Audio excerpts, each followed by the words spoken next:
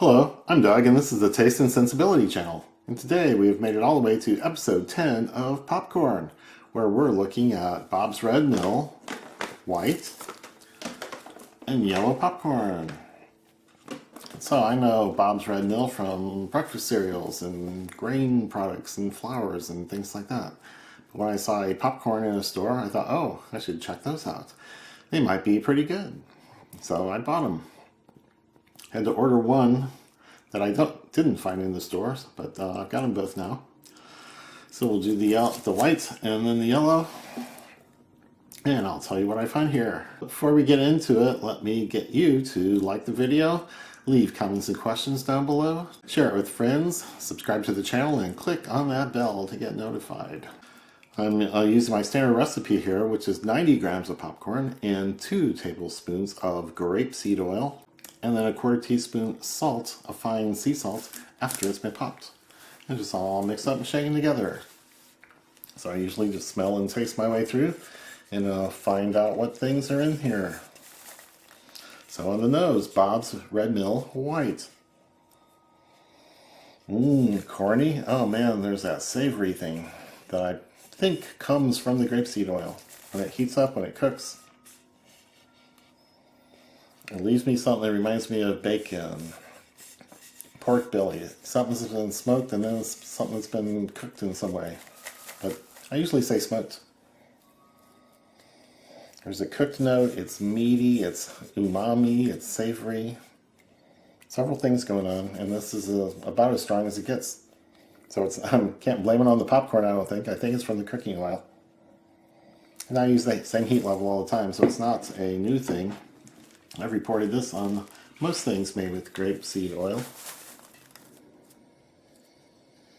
And this popcorn has a little bit less of that, or my nose is getting tired. There's a little bit of a corniness to it. Both of them, actually.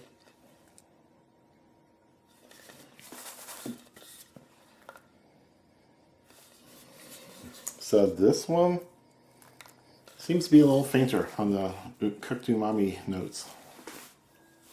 On the cooked oil, so they're both fairly appealing, more because of bacon and meat than because of any popcorn aroma. So I'll jump into the white and see what's in here.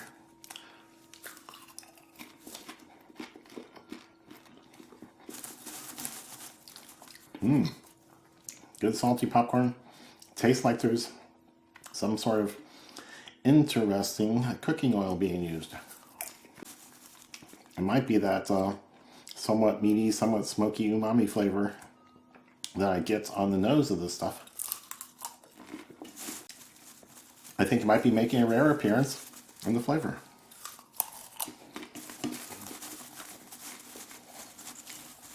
So the popcorn is good, tender, crisp and crunchy and sharp, snappy.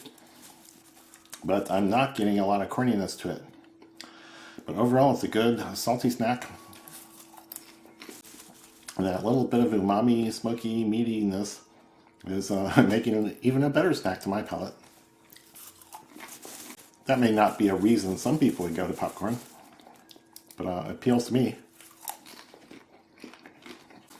So the overall volume of the pop from 90 grams is pretty high in my pan. I'm not sure I ever got a higher one from any kind of popcorn, but both the white and the yellow were very maximal in their volume compared to all the other things I've seen so far.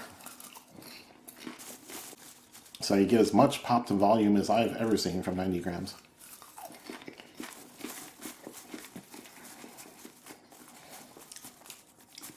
I'd say the flavor is mild, mildly corny, mildly there's a hint of that umami note that I usually only get on the nose. So I'm liking this, and I think this bowl will disappear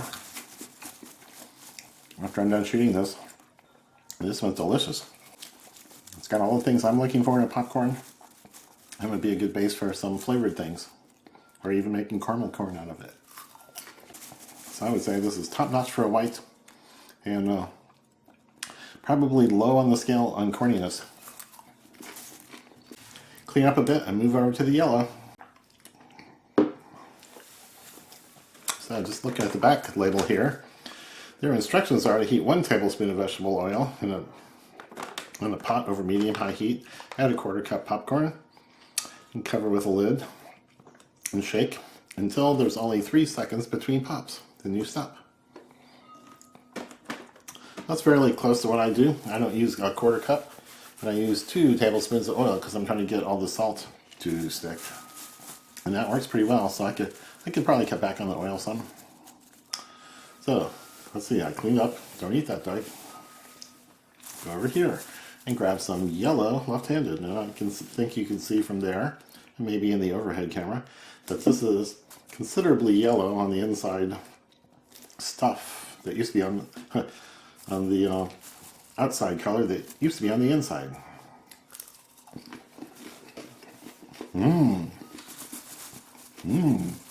More corny.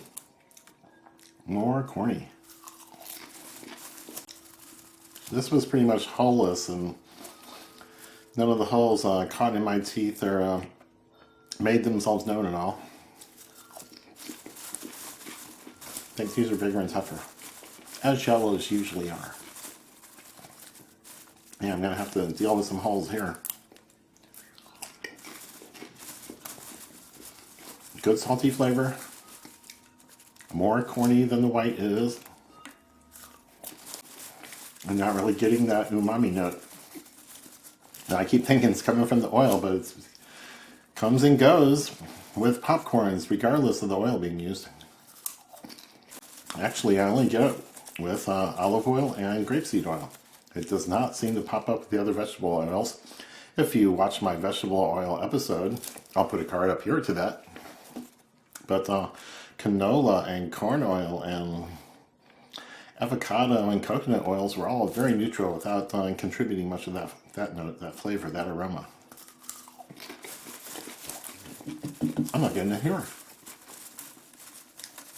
And if it's from the oil, you'd think I would. So this is a bit more corny. No smokiness, umami, savory note that I get over here. I got it on the nose, I got it on the palate. Over here, it's not present in the yellow. I'm getting more confused about that point. But the corniness is good. This would be a good base for caramel corn or some seasoned thing, or just butter. So I think my preference would be, since I'm a corn hound and really looking for corn flavors, my preference here would be the yellow. So this is the winner for the corn flavor.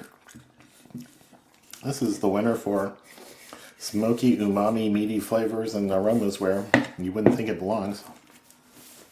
I'm going to go back to the yellow and see it. No, I'm going to go back to the white and see if it still strikes me all that way. But these are both wonderful. I can recommend them both. These are 30-ounce bags.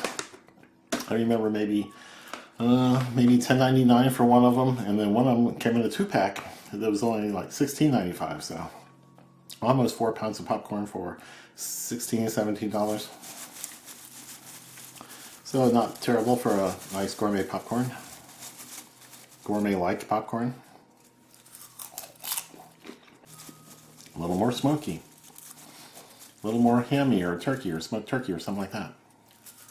Okay, well, I'm confirming it's there, and that's even more confusing, so I have no explanation for that.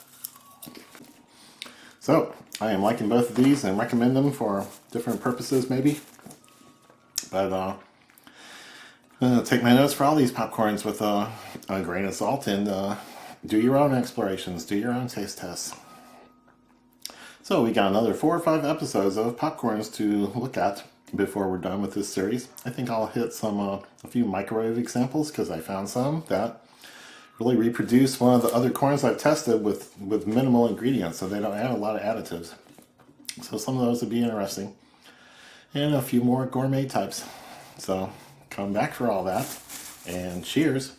Pop till you drop.